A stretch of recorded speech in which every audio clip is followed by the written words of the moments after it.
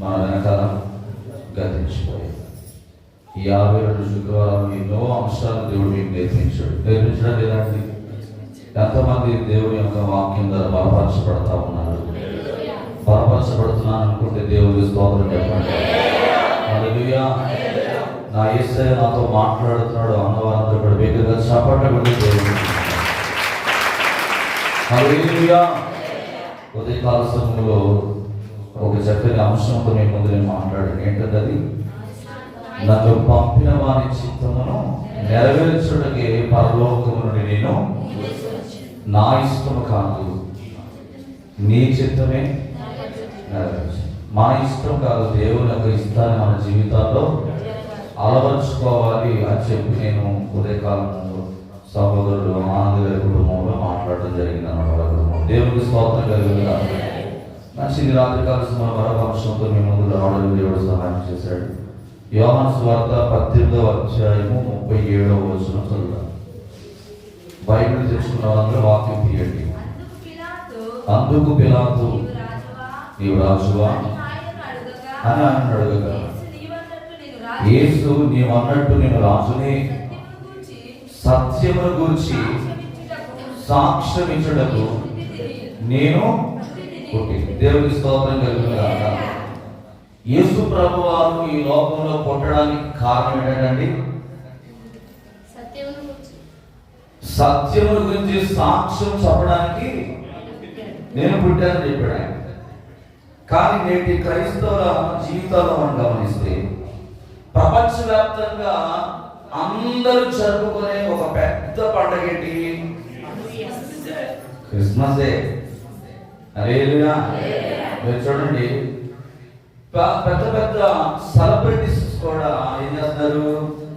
Santa Claus dress చేసుకొని వారి కుటుంబంలో ఈ క్రిస్మస్ ట్రీ పెట్టుకొని ఏం చేస్తున్నారు? వాళ్ళు భక్తి భావాన్ని కనపరుస్తారు. అంటే ప్రపంచవ్యాప్తంగా కూడా సర్వే చెబుతున్న మాట ఏంటంటే, ప్రపంచంలో ఎన్ని పండుగలు ఉన్నప్పటికీ కూడా క్రిస్మస్ అనేది ప్రతి ఒక్కరి జీవితంలో జరుపుకునే ఒక అద్భుతకరమైన పండుగ.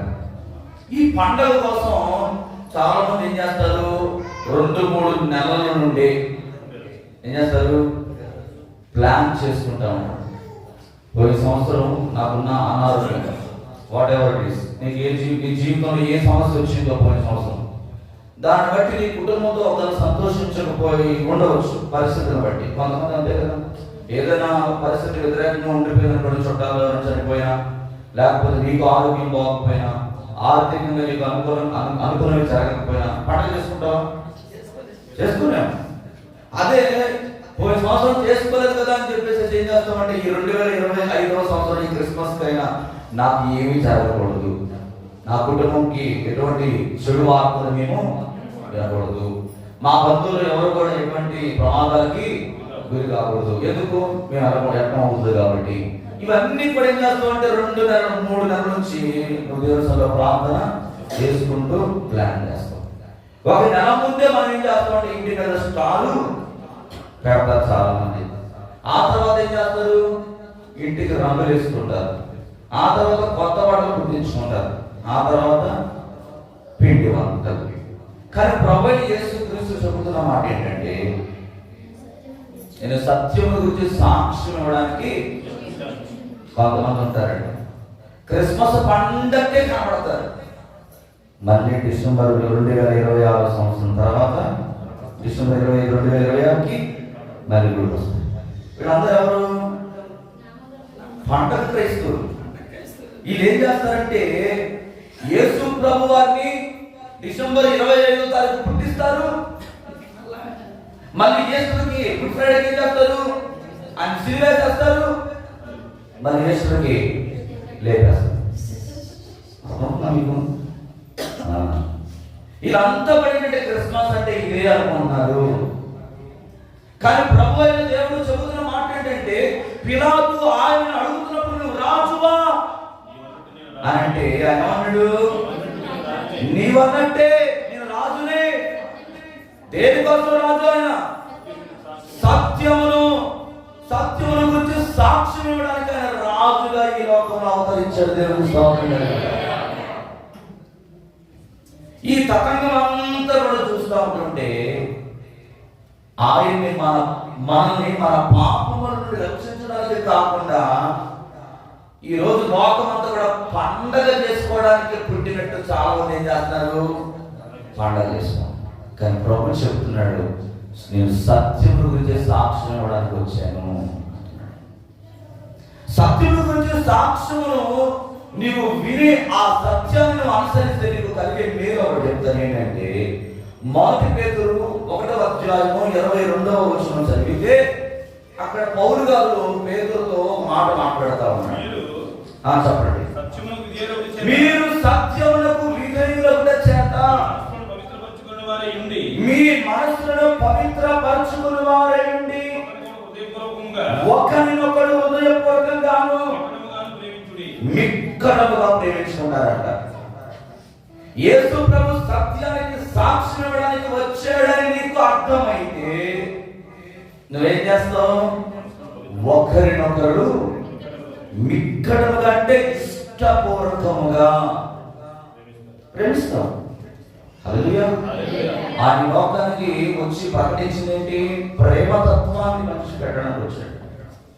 ఆ సత్యవంతుడైన దేవుడిని నువ్వు తెలుసుకుంటున్నావు, కానీ ఆయన ఇంకా నువ్వు సరిగా, అందుకే చిన్న చిన్న పెద్ద పెద్ద తప్పులేదు మనం చేయమండి. ఈరోజు లోకంలో ఉన్న ప్రతి ఒక్కరు కూడా పెద్ద పెద్ద తప్పులేం చేయట్లేదు. చిన్న చిన్నవి, కానీ అవి కూడా నేను ఏం చేస్తాయి? దేవుని నుండి దూరం చేసేస్తాయి. చిన్న క్షమించే గుణం లేకపోయినా మనం దేవుని ఆత్మను పొందుకోలేమండి. దేవుడంట మనందరినీ దీవించాలి, మనందరి మీద ఆత్మను కుమ్మరించాలి, మనల్ని నిత్య జీవంలోకి నడిపించాలి, ఆ పరలోక రాజ్యంలోనికి మనల్ని చేర్చాలని ఆయన సత్యమును ప్రకటించడానికి సత్యముల నిమిత్తము సాక్ష్యం చెప్పడానికి లోకానికి వస్తే ఈనాటి క్రైస్తవులందరూ కూడా ఏం చేస్తున్నారండి? సత్యము గురించి సాక్ష్యం ఇచ్చడానికి నేను పుట్టాను అని చెప్తుంటే పుట్టిన కారణము మర్చిపోయి ఏదేదో చేస్తా ఉన్నారు. కూర బాగాలని ఒకడు అంటాడు, నాకు ఎక్కువ పెట్టలేదని ఇంకొకరు అంటారు, నాకు సరిగా మొక్కలు పడలేదని ఇంకొకరు అలుగుతూ ఉంటారు, సాంబార్ నాకు పోయలేదంటారు, మనుషులు బాగున్నాడు మనుషులు బాగలేదంటారు, అలుగుతారు. అన్నీ అలాగే, అన్నీ అలాగే. దేవుడి స్తోత్రం లేదు. ఈ ఆటలన్నీ కూడా క్రైస్తవులుగా మాకు ఎప్పుడు కూడా ఉండనే. మనం ఎందుకని కుటుంబంగా కలిసి ఒక దగ్గర కూర్చొని మనం దేవుని ఆరాధిస్తున్నామంటే ఆయన కోసం మాత్రమే. ఏమైనా ఇంట్లో వండుకోలేమా? వండుకోవడం నేను ప్రతిగా చాలా చక్కగా ఆడను. ఇశ్రాయేలు ప్రజలు ఏమనుకున్నారంట? యేసు ప్రభు మాతో ఉంటే మాకు ప్రతిరోజు బిర్యానీ, చేపలు, మొక్కలు, మాంసం, అన్ని రొట్టెలు. ఆ రొట్టెల కోసం, ఆ చేపల కోసమే ఆయన వెంబడించారు. కానీ నిజంగా దేవుడి వాక్యం కొరకు వారు వెంబడించలేదు. వెంబడిస్తే వాళ్ళందరూ కూడా ఆ పాలు తేనెలు ప్రవహించే కానాను దేశానికి వెళ్ళిపోయేవారు. అవునా కదా? వాళ్ళు ఎవరేదయ్యా అంటే వాళ్ళలో ఏమీ లేదు.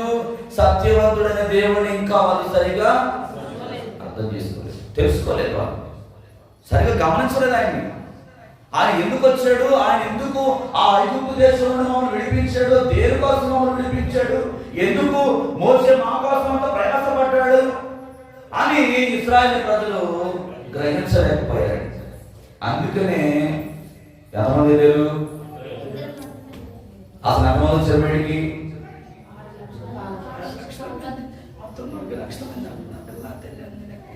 అదే కానీ ఇద్దరు కారణం తెలుసా? ప్రేమ లేదు, క్షమించే మనసు వాళ్ళలో లేదండి. వాళ్ళు ఏ కాడికి దేవుడు ఏం పెడతాడా అని తెలుస్తారంటే మా కడుపు నింపబడమే మాకు కావాలి, మేము సేఫ్ జోన్లో ఉండడమే మాకు కావాలి, మేము మా కుటుంబాలు ఏ గొడవ లేకుండా ఏ బాధ లేకుండా మేము చక్కగా కొనసాగిపోతే చాలు, ఇంక ఈ దెబ్బలంతా మాకు ఎందుకు అని చెప్పేసి వాళ్ళు ఎంతసేపు కూడా వాళ్ళు కాపాడుకోవడానికి చూస్తున్నారు తప్ప దేవుడిచ్చే ఆశీర్వాదాన్ని వాళ్ళు పొందుకోవడానికి ఇష్టపడలేకపోయారు. ఈనాటి క్రైస్తవులు కూడా చాలా మంది ఏం చేస్తారంటే సత్యవంతుడైన దేవుడిని పక్కన పెట్టేస్తున్నారు. యోహాను సువార్త 1 యోహాను 5:20 అంటాడు, మనం దేవుని కుమారుడైన యేసుక్రీస్తునందు ఉన్నవారమై సత్యవంతుని అందున్నాము, ఆయనే నిజమైన దేవుడు, నిత్య జీవమునై ఉన్నాడు. ఆయన ఎవరంటండి? నిజమైన దేవుడు, ఆయన సత్యవంతుడు. ఆ సత్యవంతుడైన నిజమైన దేవుడు నిన్ను నిత్య జీవములోకి నడిపిస్తానంటున్నాడు. ఆ నిజమైన దేవుడిని, ఆ సత్యవంతమైన దేవుడిని ఈరోజు చాలా మంది ఏం చేస్తున్నారంటే కేవలం పండగప్పుడే మాత్రమే కనబడుతున్నారు, మిగతా రోజుల్లో కనబడతారు. ప్రియమైన బిడ్డలారా, ఒక పండగ ద్వారా నువ్వు దేవుణ్ణి సంతోషపరచాలంటే అదేంటో తెలుసా? నీ అమాయకత్వము. ఏంటది? అమాయకత్వం. పండగ ద్వారా దేవుణ్ణి సంతోషపెట్టాలని నేను అనుకుంటే అమాయకత్వం. కానీ ఏ వాక్యం ఏం చెప్తుంది? నేను సత్యము అంటాడు, నేనే సత్యము అని చెప్పిన యేసుని గ్రహించకపోతే మనం ఈ లోక ఆచారాలలో, నేను ఇందాక చెప్పాను కదా, మళ్ళీ డిసెంబర్ 25 క్రిస్మస్ వస్తుంది, మళ్ళీ రంగులేసుకుంటాం, మళ్ళీ కొత్త బట్టలు కొట్టించుకుంటాం, మళ్ళీ స్టార్ పెడతాం, కబర్ పెడతాం, అన్ని పిండి వంటలు చుట్టాలు బంధువులు. మళ్ళీ గుడ్ ఫ్రైడే రాగా 40 రోజులు అపరాధిని యేసయ్యా కృప చూపి బ్రోవుమయ్యా, ఏ పాపమెరుగని ఓ పావనమూర్తి పాప వినాశకొండ అంటాం. ఆ తర్వాత యేసుకి లేచినాడురా సమాధి ఏలచి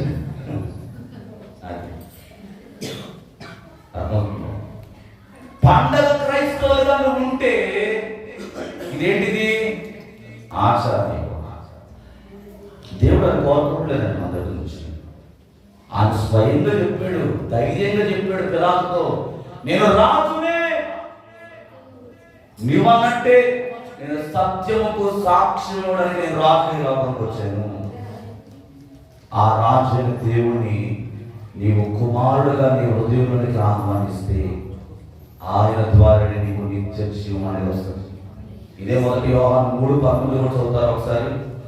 1 యోహాను 3:19, ఇందువలన మనము సత్య సంబంధులమని ఎరుగుదుము, దేవుడు మన హృదయం కంటే అదుపుడై సమస్తము ఎరిగినాడు కనుక మన హృదయం ఏ విషయములలో మన యందు దోషారోపణ చేయను ఆ విషయంలో ఆయన ఎదుట మన హృదయములను సమ్మతిపరచుకుంటుము.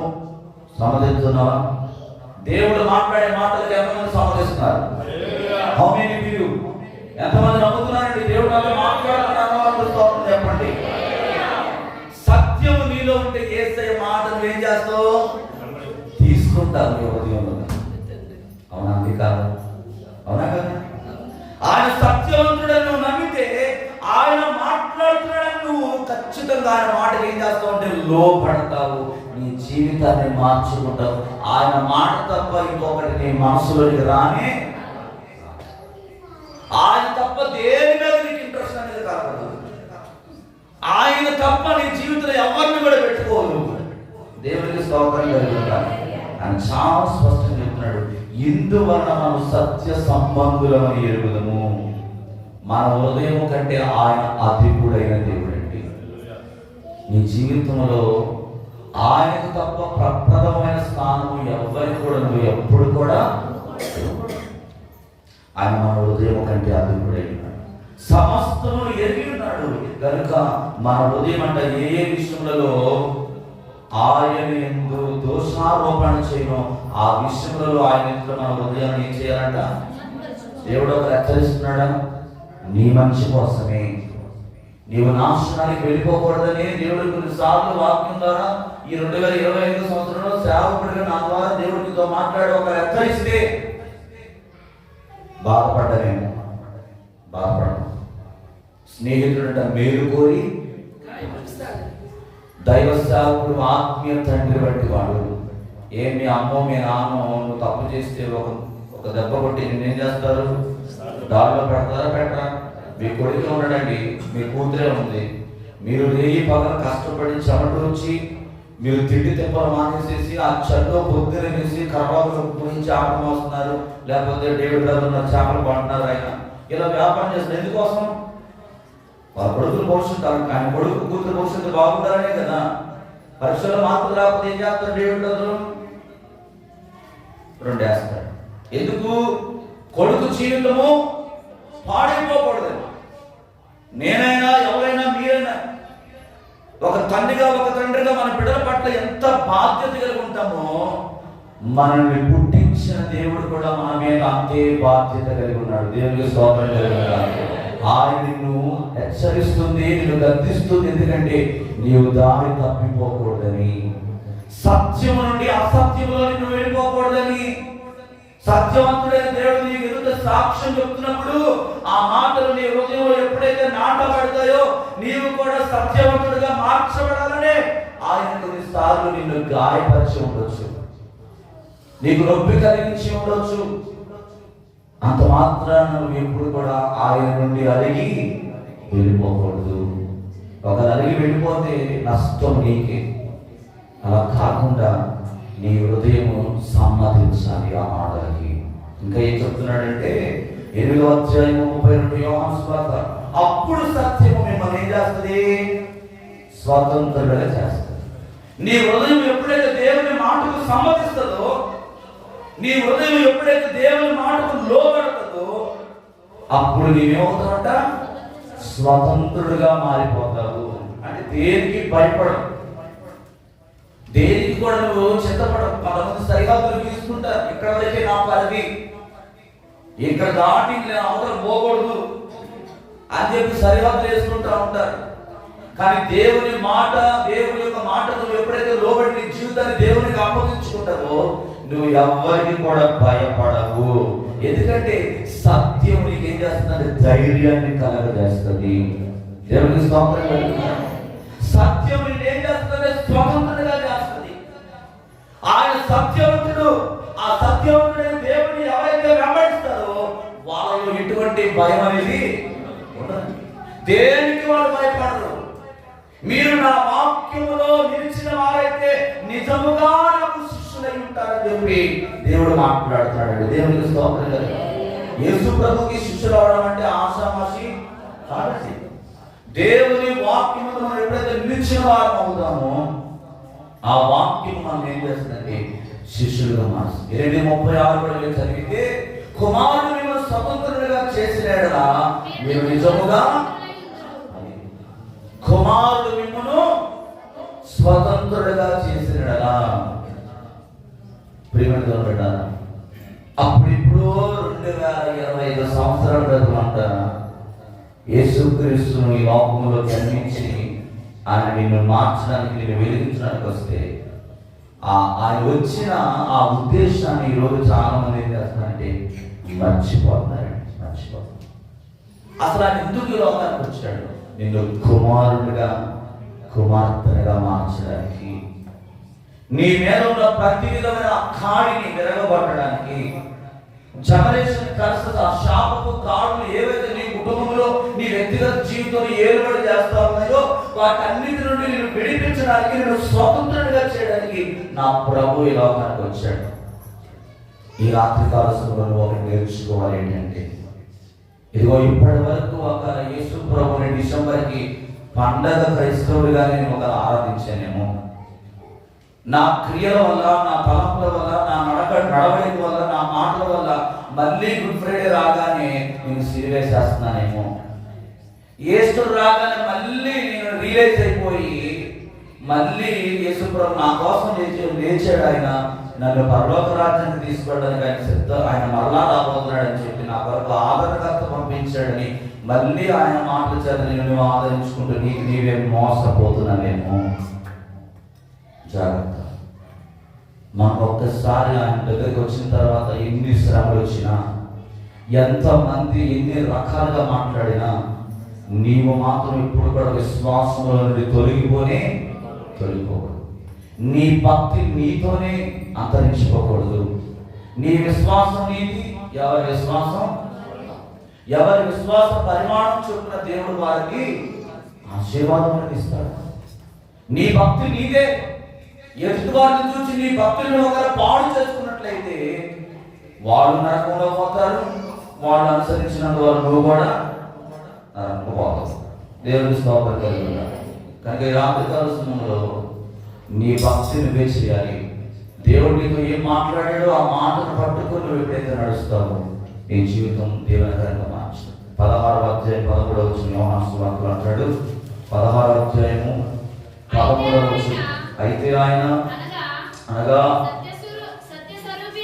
సత్య స్వరూపి అయిన ఆత్మ వచ్చినప్పుడు దేవుని స్తోత్రం ఏమంటాడండి? సత్య స్వరూపి అయిన ఆత్మ వచ్చినప్పుడు మిమ్మల్ని సర్వసత్యములను నడిపించును. ఆయన తనంతట తానే ఏమీ బోధింపక వేటిని వినునో వాటిని బోధించి సంభవింపబో సంగతులను మీకు తెలియజేయును. ఆయన వాటిలో నుండి తీసుకుని మీకు తెలియజేయను కనుక నన్ను మహిమపరచును. దేవునికి స్తోత్రం కలుగును. ఏమంటాడండి? సత్య స్వరూపైన ఆత్మ వచ్చినప్పుడు మనం ఏమవుతున్నట? సత్యవంతుడైన ఆయన ఆత్మ నీ మీదకి వచ్చినప్పుడు నువ్వు సర్వసత్యులను నడిపించబడు. ఆత్మను పొందుకోవడం అంటే ప్రేమగా ఆశ్రమంలో ఉన్నది. రా రా రా అంటే ఆయన రాడండి. ఆయన ఆత్మ నీలోకి రావడానికి నీ జీవితం ఆయనకు అనుకూలంగా మార్చుకోవాలి. నీలో సత్యం ఉండాలి. అబద్ధం అనేది ఉండకూడదు. మోసం అనేది నీలో ఉండకూడదు. నీ మాట అవునంటే అవునా, కాదంటే కాదు ఉండాలి. అక్కడ మాటలు, ఇక్కడ మాటలు, సోది మాటలు, చొరబడి మాటలు, చిచ్చులు పెట్టే మాటలు ఇవన్నీ నీ జీవితంలో పెట్టుకొని నా యేసయ్యా నా మీద వచ్చేటే రాడైనా ఆయన రావాలంటే నీ హృదయం ఆయనకి సంపూర్ణంగా సమర్పించుకోవాలి. దేవుని స్తోత్రం. దేవుడికి మన హృదయంలో చోటు ఇవ్వకుండా ఇంకా ఎంతకాలం మనము పండగ క్రైస్తవులుగా మనం ఉంటే మన జీవితంలో ఎంత మాత్రం కూడా మనం మన బంధకాల నుంచి మనం విడిపించబడుతున్నాం. ప్రభు అంటాడు, నేను స్వతంత్రుడిగా చేయబోతున్నాను. నా ఆత్మ ద్వారానే మీరు స్వతంత్రులు అవుతారు అంటున్నాడు. దేవుని ఆత్మ ఎక్కడ ఉంటుందో అక్కడ దేవుని కార్యాలు జరుగుతాయండి. దేవుడు ఎక్కడైతే ఉంటాడో అక్కడ నూతనమైన వ్యక్తులు దేవుని దగ్గరికి రాగలరు. ఏమండి? దేవుడు మనం దీవించాలంటే ఆ దీవెన, ఆ ఆశీర్వాదం ఎవరి చేతిలో ఉందంటే నా చేతిలోనే. ఇతరులు మనం చూచి యేసుక్రీస్తు మన హృదయాలు వారు చూడాలి. ఇతరులు అప్పుడే నూతన ఆత్మను దేవుని సన్నిధికి రాగలరు. మనలో సత్యం లేకపోతే ఎవ్వరు కూడా దేవుని దగ్గరికి రాలేదండి. దేవుని స్తోత్రం. పాపులు రక్షించడానికి యేసుక్రీస్తు వస్తే మనం ఏం చేస్తున్నామంటే ప్రతిరోజు మన మాటల ద్వారా, మన నడవడిక ద్వారా, మన క్రియల ద్వారా, మన జీవితం ద్వారా యేసు ప్రభు వారిని ఏం చేస్తున్నామంటే ప్రతిరోజు కూడా సిలువేసేస్తున్నాము. ఇలా వేసినంతకాలం కూడా నీ జీవితంలో ఎటువంటి ఎదుగుదల అనేది ఉండదు. ఎటువంటి ఎదుగుదల ఉండదు. ఎటువంటి విడుదలను పొందుకోలేదు.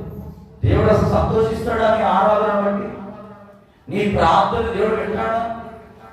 పైకి భక్తి కలిగి లోపల భక్తిహీనురాలుగా జీవిస్తున్నావు. ఇంకా నీ పక్క వారిని చూస్తేనే నువ్వు వాడవాలని స్థితిలో ఉన్నావు, ప్రేమించలేకపోతున్నావు. పైకి కనబడినప్పుడు ఎదురుపడినప్పుడు పరిసరాడు అంటున్నావు.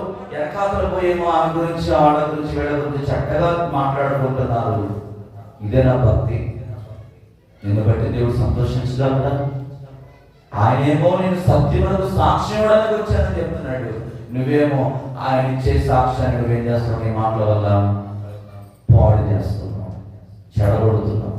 మంచి మార్గంలో నడిచే వాళ్ళు కూడా ఒక్కోసారి మన మాటల వల్ల తప్పిపోతున్నాను. మీకు ఒక సంగతి చెప్తాను. ఒక ఆయన అంట 14 సంవత్సరాల నుండి దేవుడిని వెంబడిస్తున్నాడంట. 14 సంవత్సరాల నుంచి ఒక ఆయన దేవుడు వెంబడిస్తూ ఉన్నాడంట. అయితే కొన్ని రోజుల క్రిందట అతని శరీరంలో బలహీనత అనేది వచ్చేసిందంట.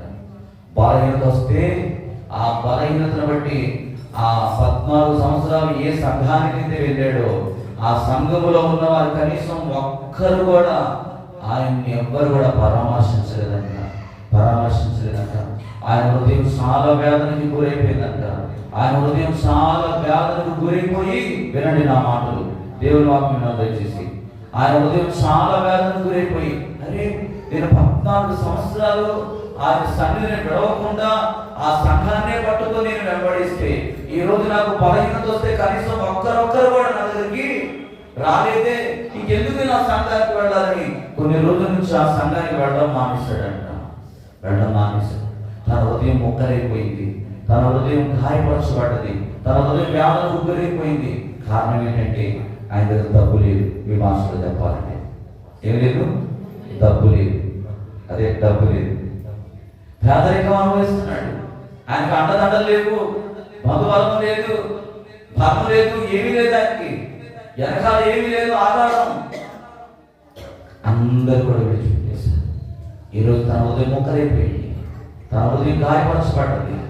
ఎలాగా ఆ గాయం ఎలా మాపగలం, ఆ గాయం ఎలా మాపగలం, ఆ గుండె ఎలా మారింది అని అంటే, నువ్వు నిజంగా సత్యమంకు సాక్షిగా నిలబడ్డవాడవైతే తెలిసిన వెంటనే ఏం చేస్తావు? మీరేం చేస్తారు? మన దైవ కృప ప్రార్థన మందిరంలో దేవుని కృపను బట్టి నేను వచ్చిన తర్వాత నుండి అనేక మంది బాగోనోళ్ళ దగ్గరికి తెలవగానే సహోదరులు కొంతమంది దేవుడు వారికి ఇచ్చిన సమృద్ధి నుంచి పూలు పండ్లు పట్టుకొని ఏం చేస్తున్నారు? గృహాలు దర్శిస్తారు. ఇది చాలా మంచిది. అయితే దేవుడు ఆ వ్యక్తితో దేవుడు మాట్లాడాలి. మనం ఏం చేయాలి? ప్రార్థించాలి. మీకు ఒక విషయం చెప్తానండి. ఒక ఆత్మ పోగొట్టుకోవడం చాలా ఈజీ, తీసుకురావడం చాలా కష్టం. నేటి దినాల్లో ప్రియమైన దొరకట ఆత్మను సంపాదించడం అంటే ఆశామాసి విషయము. నువ్వు పిలవగానే ఎవ్వరు కూడా రారండి. పోవడం ఈజీయే, కానీ రావడం కోసం ఎంత వేదన పడాలో ఒకసారి ఆలోచించే, ఎంత కన్నీరు గార్చాలో ఆలోచన చేయండి. ఎంత ప్రయాసపడితే ఒక ఆత్మ దేవుని దగ్గరికి వస్తుంది. ఈరోజు ఆ వ్యక్తి లోకంలో కలిసిపోతున్నాడు. ఎంత విచారకరం, ఎంత బాధండి. ఆ వ్యక్తి దేవుని దగ్గరికి రావాలి, దేవుని దగ్గర తెలుసుకోవాలి. అప్పుడు ఆ సంఘటన చదువుతున్నప్పుడు నాకు ఒక ఆలోచన వచ్చింది. ఆ కథలో నేను చదువుతున్నప్పుడు దేవుడు నాకు ప్రేరేపించాడు. అవును కదా, ఆ సహోదరుడు తనకున్న సంఘటనను బట్టి, తన పరిస్థితిని బట్టి సంఘము తనను విడిచిపెట్టేసి పట్టించుకోలేదు, అతను దూరం అయిపోయాడు. అయితే నేను సేవ చేస్తున్న నా దైవ కృపా ప్రార్థన మందిరంలో ఒకళ్ళ ఎవరైనా అలాగ మానేసేసి వేరే కారణాల చేత ఒకరు వెళ్ళిపోయేదేమో. జనవరి నుండి అయినా ఇప్పుడు బాగోలేని వారిని ఎలాగైతే పరామర్శిస్తున్నారో, ఇక్కడ నుంచి వేరే కారణాల చేత ఒకరు వెళ్ళిపోయిన వారు ఎవరైనా ఉంటే వాళ్ళు లిస్ట్ అవుట్ తీయాలి, వారి పేర్లు రాయాలి. రాసి వాళ్ళ ఇంటికి వెళ్ళి వారానికి ఒక్కసారి సహోదరులు అందరిని కూడా తీసుకుని వెళ్ళి నేనేం చేయాలి? వాళ్ళని పరామర్శించి మళ్ళీ మందిరానికి తీసుకురావాలని దేవుడు ఆ బుక్ చదువుతున్నప్పుడు నాకు ప్రేరేపణించాడు. మంచిదా కాదా? అమ్మగారు ఏమంటారు? మంచిదేనా కాదా? దేవుడికి స్తోత్రం కలుగుతుందా? హల్లెలూయా. దేవుని ప్రేమ ఎలా చెప్పగలరు తెలుసా? డబ్బులు ఇస్తే ఈరోజు మర్చిపోతారండి. ఆ రోజుకి ఆ ఖర్చుకి ఆ డబ్బు ఖర్చు అయిపోతుంది, తినేస్తాడు, అయిపోతుంది. అదే దేవుని మాటలు చెప్పి అతన్ని ఓదార్చి అతన్ని బలపరిచి నువ్వు మందిరాన్ని తీసుకురా, జీవితంలో నిన్ను మర్చిపోయింది. అసలు జీవితాంతం నిన్ను గుర్తుపెట్టుకోడా? అవును, నా ఆత్మీయ సహోదరుడు, నా తమ్ముడు, నా అన్న, నా అక్క, చెల్లి, నా తోడ పుట్టిన వాడు నన్ను ఎంతో ప్రేమించలేదు, కానీ నా సంఘం, నా ఆత్మీయమైన బిడ్డలు, నా తమ్ముళ్ళు, నా చెల్లెలు, నా అన్నలు, అక్కలు నా దగ్గరికి వచ్చారు. నా భావన వాళ్ళ బాధగా పంచుకున్నారు. ఇదే కదండి సత్యం అంటే. ఈ సత్యాన్ని తెలియజేయడానికి సత్యవంతుడైన దేవుడు పరలోకాన్ని విడిచిపెట్టి భూలోకానికి ఈ జీవితంలో నువ్వు పండగ క్రైస్తవుడిగా ఉండకూడదు, కానీ నీ హృదయంలో దేవుని వాక్యానుసారంగా నీ జీవితాన్ని నువ్వు మార్చుకున్నట్లయితే అనేక మంది నువ్వు సంపాదించుకోగలవు. అందుకే పిలాతు అడిగిన ప్రశ్నకి ప్రభు సూటిగా చెప్తున్నాడు, నేను రాజునే. నువ్వు అన్నట్టే నేను రాజు, నేను సత్యం గురించి సాక్ష్యం ఇవ్వడానికి వచ్చాను. ఈరోజు నేను మిమ్మల్ని అడుగుతున్నాను, ఎంతమంది యేసయ్యకు సాక్షులుగా రాబోయే 2026 సంవత్సరం నేను నిలబడుతున్నాను? వాళ్ళు చేయబెట్టారు సిగ్గుపడ మాట్లాడి ఎత్తితే ఎత్తు, లేకపోతే లేదు. నేనేమనుకోను. ఎంతమంది సత్యము కొరకు సాక్షులుగా నిలబడుతున్నాను? వాళ్ళు చేయబెట్టారు. మీరు చెయ్యొచ్చారు ఎవరి దగ్గర? యేసు ప్రభు దగ్గర. ఆయన తప్పకుండా మిమ్మల్ని చూస్తున్నాడు. కనుక దేవుడు మన సంఘాన్ని 2026 సంవత్సరంలో ఇదిగో ఆ ఖాళీ ప్రదేశం అంతా కూడా దేవుని ఆత్మలతో నింపబడును కాక. ఎప్పుడో తెలుసా? దేవుడు సత్యములకు సాక్షిగా నిలబడగలిగినప్పుడే మన జీవితాల్లో, మన సంఘంలో, మన వ్యక్తిగత జీవితంలో దేవుని కార్యాలు మనం చూడగలం. అటువంటి కృప దేవుడు మనందరికీ దయచేయునుగాక. తరవచ్చుగా అందరూ కూడా ప్రార్థన చేద్దాం. ఎవరెవరైతే చేయెత్తారో మీరు ఒక్క నిమిషం చిన్న ప్రార్థన చేసుకోండి. నాతో పాటు ఈ మాటలు మీరు చెప్పండి. నాతో పాటు నేను చెప్పే మాటలు ప్రతి ఒక్కరు కూడా ఒక్క నిమిషం సమయం తీసుకొని నాతో పాటు ఈ మాటలు పలకండి. దయచేసి పలకండి. ప్రభువా, ఈ లోకంలో పండగలు ఆచరించే క్రైస్తవుడుగా కాక వాక్య ప్రకారం జీవించి నీకు సాక్షాత్మైన జీవితాన్ని నేను జీవిస్తానని నీ సన్నిధిలో ఈరోజు నేను తీర్మానించుకుంటున్నాను. ఈ తీర్మాన ప్రకారం నా జీవితాన్ని కొనసాగిస్తానని యేసు నామములో అడుగుతున్నాను తండ్రి. ఆమేన్. మీరందరూ కూడా ప్రార్థన చేశారు. మీరు చేసిన ప్రార్థన దేవుడు వింటున్నాడు. ఆయన విని ఉన్నాడు. ఆయన ఆమేన్ ముద్ర వేశాడు. కనుక ఆ ప్రకారం మనం ముందుకు వెళ్దాం. ప్రేమగల తండ్రి, పరిశుద్ధుడా, మీకు వందనాలు. మీరు మాట్లాడిన అద్భుతకరమైన మాటను బట్టి మీకు వందనాలు. ఆనాడు పిలాతు ఎదుగుతున్నాయని ఇదిగో నువ్వు రాజువా అని అడిగినప్పుడు, అవును నీవన్నంటే రాజునే, నేను సత్యములకు సాక్ష్యం ఇవ్వడానికి ఈ లోకంలో నేను పరలోకం నుండి భూమి మీద నేను పంపబడి ఉన్నానని నీవు ధైర్యంగా అందరి ఎదుట సాక్ష్యం చెప్పావు నాయన. ఈరోజు మేము కూడా సత్యములకు సాక్షులుగా మేము నిలబడడానికి నీ కృపను మాకు దయచేసి.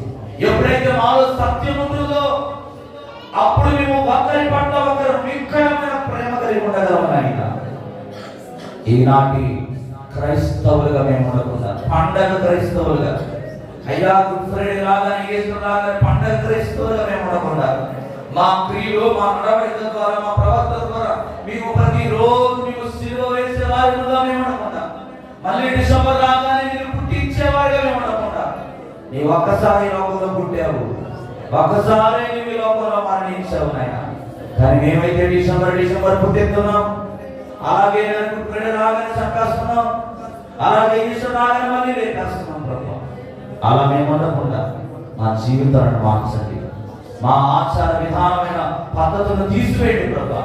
సంపూర్ణమైన విశ్వాసులుగా, సంపూర్ణమైన భక్తి చేసేవాడుగా మమ్మల్ని మీరు, సంఘాన్ని, ఇప్పుడున్న ప్రతి ఒక్కరిని, లైవ్ లో ఎంతమంది వాక్యం వింటున్నారు, వారు ఎవరైతే ఆచారబద్ధమైన క్రైస్తవ్యాన్ని కలిగి జీవిస్తా ఉన్నారు, ఈ రోజు నుంచి యేసు నామములో వారికి మారు మనసు వచ్చునుగా ఆచార సంబంధమైన భక్తి చేయకుండా ప్రభా, వాక్యానుసారమైన భక్తి చేసే బిడ్డలుగా ప్రతి ఒక్కరిని తయారు చేయమని ప్రార్థన చేస్తున్నాను.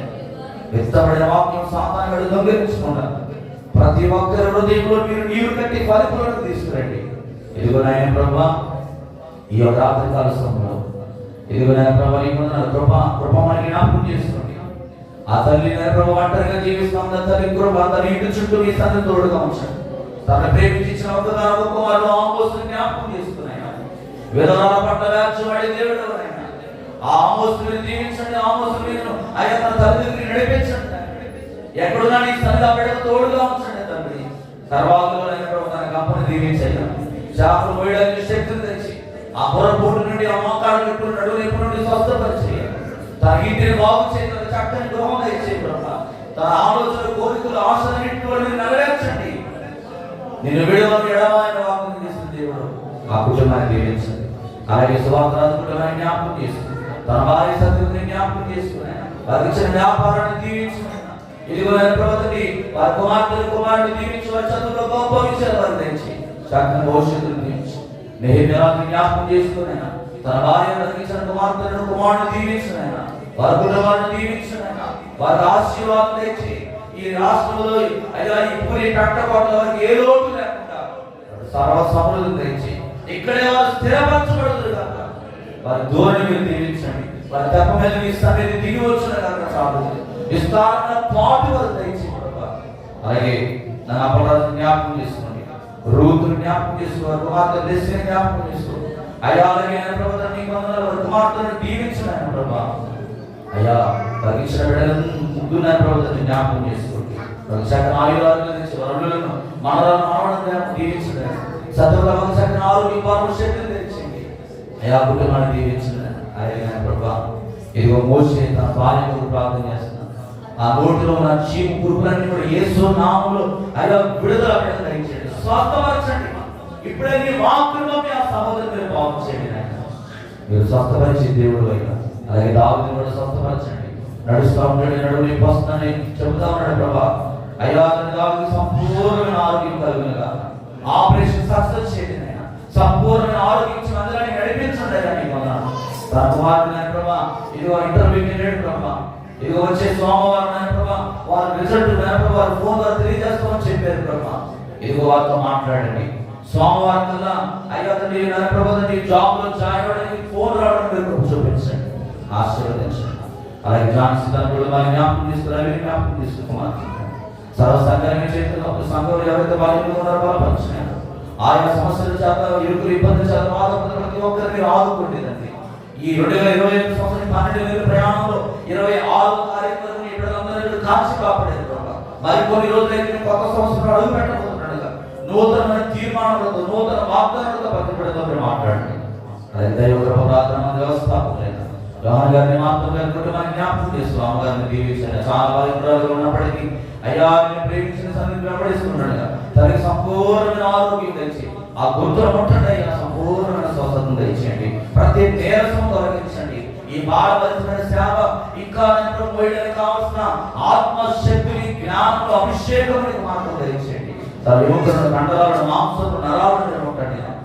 తండ్రి గారి కూడా సగం ఆరోగ్యం, శక్తి తెచ్చి వారి వ్యాపారం దీవించి, ప్రేమించిన ముగ్గురు దీవించి వారి ఎక్కడో నీ సరి ప్రాకారం తోడుగా ఉంటున్నాడు. సర్వ సంఘానికి చేతులు అప్పగిస్తున్నాను. దీపిస్తున్నాను ప్రభు గొప్ప దర్శనట్టుగా ఆ బిడ్డ గాయాలు ముట్టండి నేను సంపూర్ణమైన ఆరోగ్యం తెచ్చాను. అలాగే ఎలిజబెత్ కూడా మీరు ముట్టండి నేను ఆ గొప్ప గాడి నుంచి విడిపించండి, సంపూర్ణ స్వస్థతను తెచ్చి. ఇంకా ఎవరైతే వాళ్ళు పేరు మీరు దర్శించి సంపూర్ణ ఆయుధాలు తెచ్చి ఈ దినం రాలేకపోయిన వారిని అయ్యా రేపు జరిగి సిద్ధపడతాను రావడం చూపించండి. రేపటి దినం నలుగురు బాప్తిస్మం సిద్ధపడుతుంది. ప్రతి ఒక్కరిని బాపరిచి ఈ రాత్రి వార్తలు మాట్లాడితే మంచి సమస్త స్తుతి ఘనత మహిమ ప్రభువుకి మాత్రమే అర్పిస్తూ ఆమెను తగ్గించుకుంటూ నీ నామాన్ని హెచ్చిస్తూ యేసు నామములో ప్రార్థించి అడిగి వేడుకున్నాము తండ్రి. ఆమేన్. నా ప్రార్థన దేవుని ప్రేమ, కుమారుడు రక్షకుడు యేసుక్రీస్తు వారి కృప, పరిశుద్ధాత్మ దేవుని నిత్యమైన సమాధానం సన్నిధి ఈ రాత్రి ఎంతమంది సత్యములకు సాక్షులుగా నిలబడతామని తీర్మానం తీసుకున్నారు. అటువంటి ప్రతి ఒక్కరికి ఇప్పుడు ఎల్లప్పుడూ సదాకాలంలో నడిపించును గాక. ఆమేన్. ప్రవేశ సంపూర్ణ అపవాదికి అనంతన యేసు నామానికి జయం కలుగును గాక. అందరికీ ప్రైజ్ లో, అందరికీ ప్రైజ్. రేపు ఉదయకాల సమయంలో 8 గంటల కల్లా బాప్తిస్మ కార్యక్రమం ఉంది.